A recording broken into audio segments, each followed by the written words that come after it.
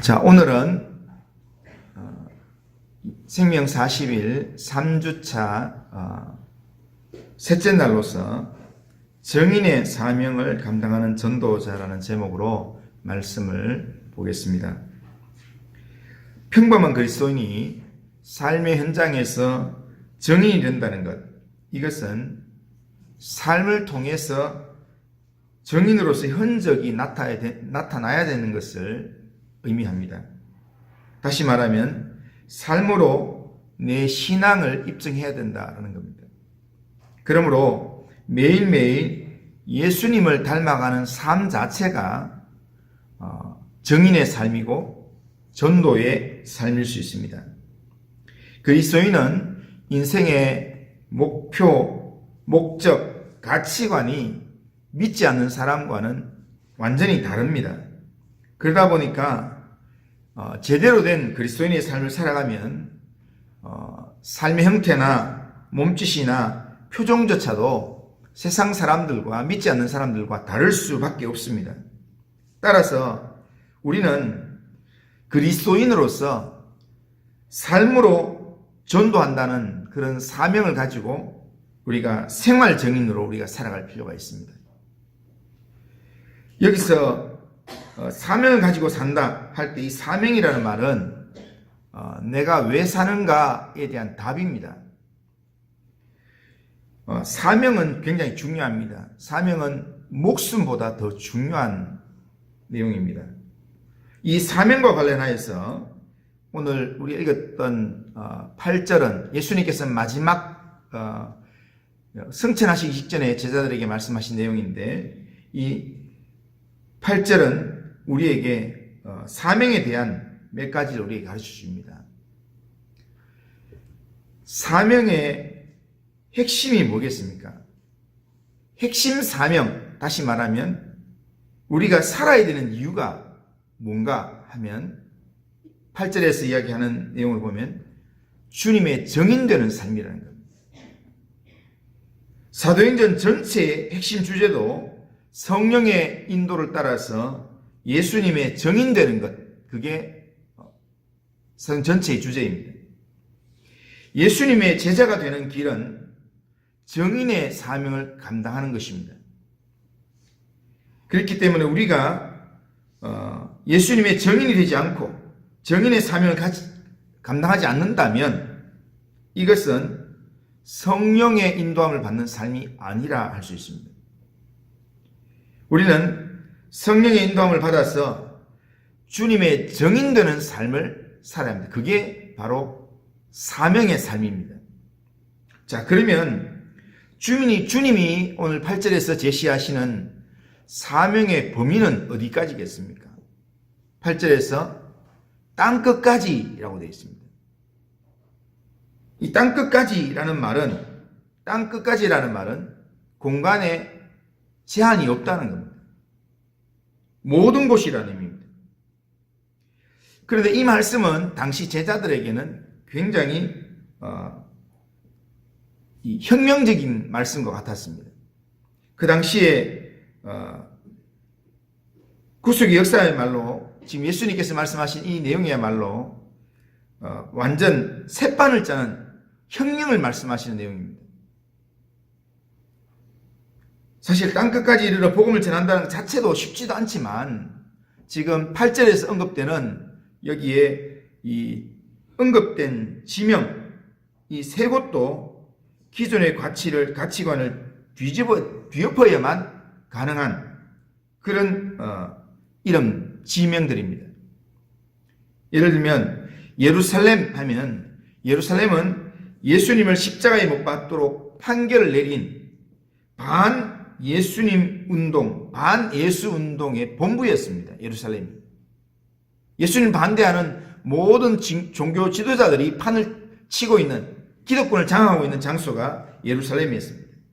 그리고 그곳은 제자들이 예수님을 배신한 곳이었고 예수님을 모른다 도망한 곳이었습니다. 그런데 바로 그 예루살렘에서 주님의 정인이 된다는 것, 이것은 혁명이 아니면 일어날 수가 없는 이야기입니다. 온 유대도 똑같습니다. 이미 명백한 배척의 의사를 오래전부터 보냈던 장소가 유대입니다. 그리고 사마리아는 종교 혼합주의가 뿌리를 내리는 곳입니다. 그러니까 이 예루살렘과 온 유대와 사마리아, 이것은 복음의 불씨를 일으키기에는 너무나 열악한 환경이었습니다. 그런데 거기를 포함해서 땅끝까지 정인이 된다라고 하는 것은 이 인간적으로는 도무지 가능성이 별로 없는 불가능한 이야기였습니다. 그런데 불과 20년, 30년 후가 되면 어떻게 됩니까? 바울의 증언을 들어보면 갈라디아서 3장 28절에 보면 이 십자가 사건이 있고 약 한 30년 정도 있었던 뒤에 기록된 성경인데, 거기에 보면 너희는 유대인이나 헬라인이나 종이나 자유자나 남자나 여자나 다 그리스도 예수 안에서 하나다, 그렇게 말씀합니다.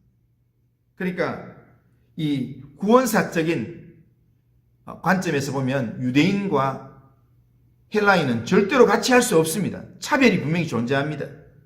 그리고 사회 경제적인 측면에서 종이나 자유인이나 이분들은 절대로 같이 할 수 없는 존재들입니다. 그리고 생물학적으로 남자나 여자 분명한 차이가 있습니다. 그런데 그리스도 예수 안에서 전부 다가 하나가 되는 그런 엄청난 혁명이 일어났다는 겁니다. 구원이라는 하나의 이름으로 모두가 하나 되는 그런 내용으로 변화가 일어났다는 겁니다. 그러니까 예수 그리스도와 복음 안에서 완전히 차별이 철폐되었다는 그런 선언입니다. 불과 30년 만에.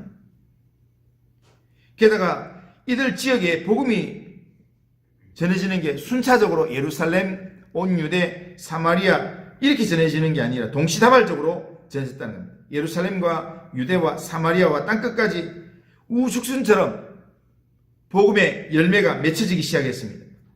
세계 선교 역사를 보면 한 지역에 복음화가 되고 나서 또 다른 지역으로 복음화되고 이렇게 연쇄적으로 복음화된 경우도 있지만, 그러나 그렇지 않은 경우가 훨씬 더 많습니다. 마찬가지로 오늘날에도 이런 역사가 그대로 일어난다는 겁니다. 그런데 우리는 이렇게 합니다.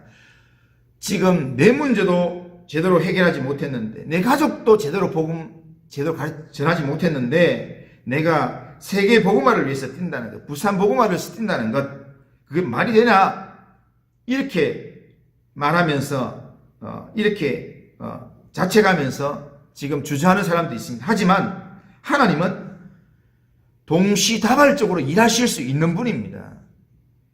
우리가 복음 전파를 위해서 기도하고 하나님 나라 확장을 위해서 마음을 쓸 때 하나님은 예루살렘과 유다와 사마리아를 넘어서 땅끝까지 우리가 있는 우리의 가정에서, 우리가 있는 삶의 자리에서 우리로 정인의 삶을 감당할 수 있도록 그렇게 충분히 만들어 가실 수 있다는 사실입니다.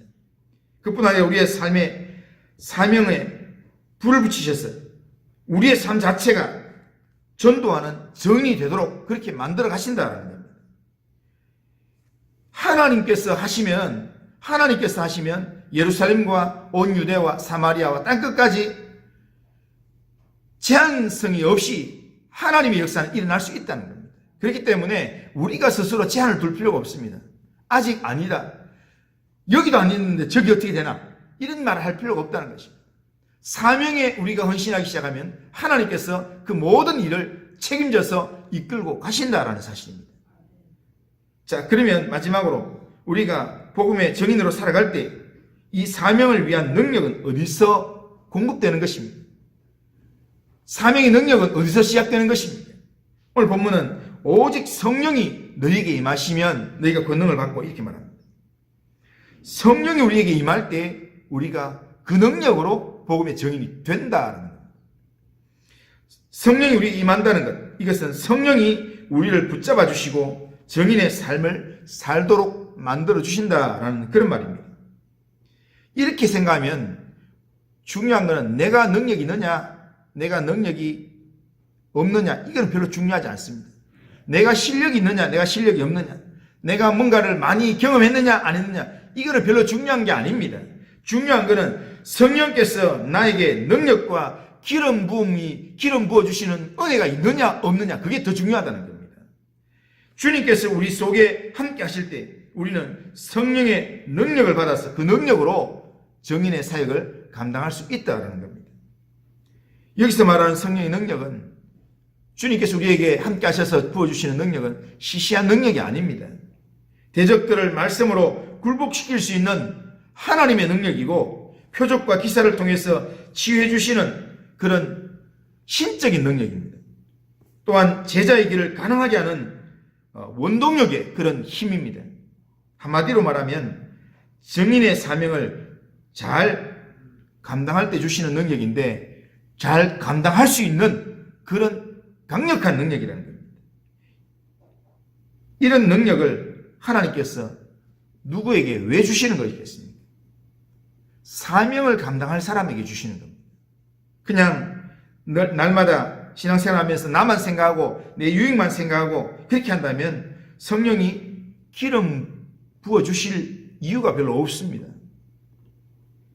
사명을 감당하지 않는 자에게 성령의 능력이 필요가 없습니다. 왜냐하면 사명을 위해서 능력이 필요하기 때문입니다. 그렇기 때문에 우리는 사명을 위해서 우리가 주님께서 내게 맡기신 내가 왜 이 땅에 살아가는가에 대한 그 질문에 답을 붙들고, 그리고 주님의 정인되는 삶을 살아야 된다라는 믿음으로 우리가 도전하면서 나아갈 때, 그때 성령의 능력이 우리로 주님의 정인되는 삶을 살게 만들고, 또한 그 삶을 살아갈 수 있는 힘을 우리에게 부어주신다는 거예요. 우리는 질그릇과 같이 연약한 존재들입니다. 아무것도 아닌 그런 존재들이지만 우리 스스로는 아무것도 제대로 감당할 수 있는 능력이 없는 그런 연약한 존재들이지만, 그러나 질그릇처럼 부족한 존재임에도 불구하고 보배로우신 주님께서 우리 가운데 함께 하시고 주님의 영이신 성령이 우리 가운데 함께 하시기만 하면, 우리가 주님을 내 마음에 담기만 하면 그 능력이 우리로 하여금 정인 되도록 만들어 주실 것입니다. 성령이 너희에게 임하시면 너희가 권능을 받고 정인이 되리라, 그렇게 말씀하시는 겁니다.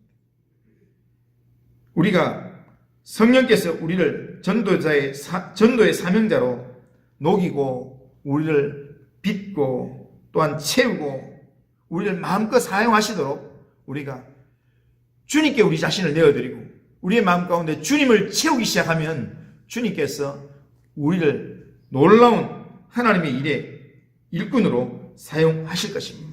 우리의 영적인 선입견들, 나는 안 된다, 아직도 지금 내 옆에 내 가정도 제대로 책임 못 지는데 내가 무슨 이런 선입견이나 이런 잘못된 가치관에 내 스스로를 얽어매고 그렇게 나 자신을 발목 잡는 삶이 아니라, 주님께서 내게 맡기신 일이라면 내가 감당하겠습니다.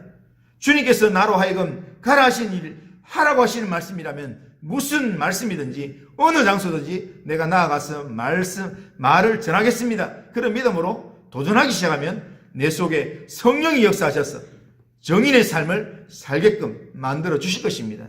믿음으로 오늘도 우리의 삶을 주님께 맡기면서 정인의 삶을 생활 속에서 살아가는 모든 성도님들 다 되시기를 주님의 이름으로 축원합니다. 기도하겠습니다.